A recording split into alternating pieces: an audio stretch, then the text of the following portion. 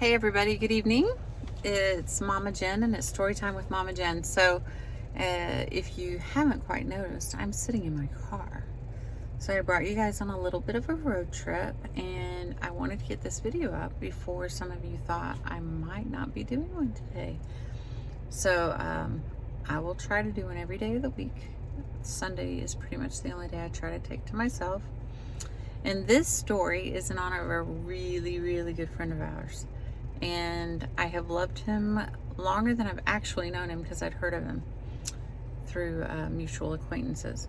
And it's an adult who requested this story.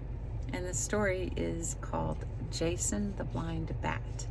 And it's for my buddy Jason, whom I love dearly.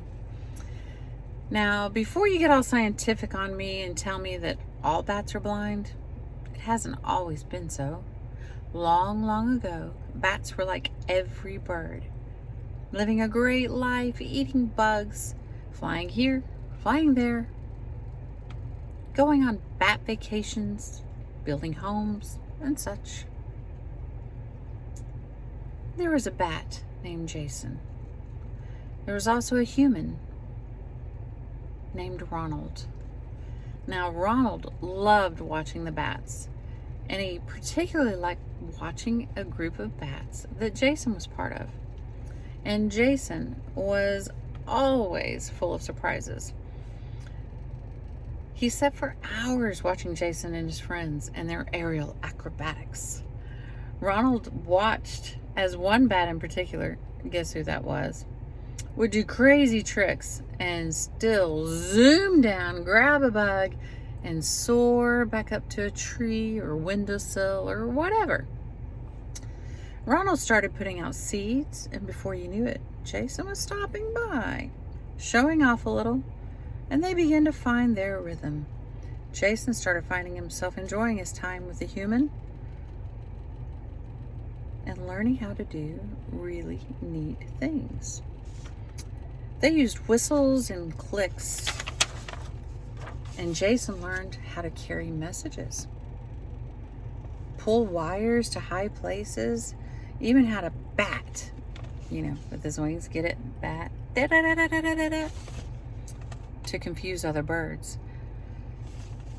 And as humans can sometimes be found in, they started doing what humans do, fighting one another.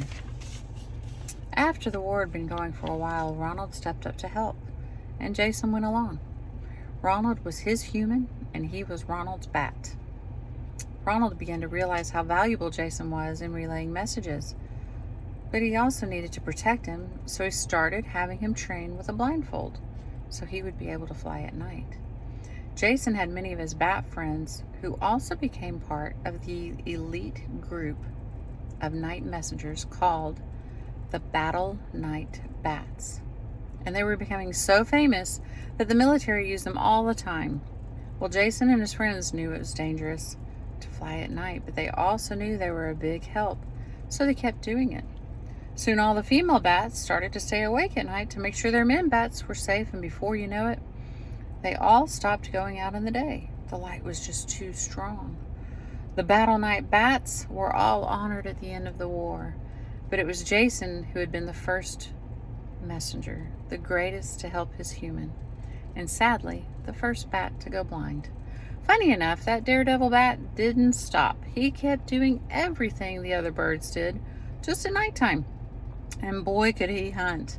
After losing his sight, he became so good at making sounds, and when the sound bounced back, he knew it was something solid. He could also hear the small animals as they scurried away, if they were able.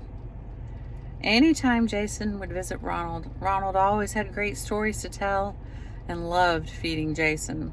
He knew Jason had sacrificed his sight for their cause, but also thought it was great how all the bats followed their great war messenger and dominated the night birds. So Jason, I love you. And to all you guys, like every night, sleep well, sweet dreams. See you next time on Storytime with Mama Jen.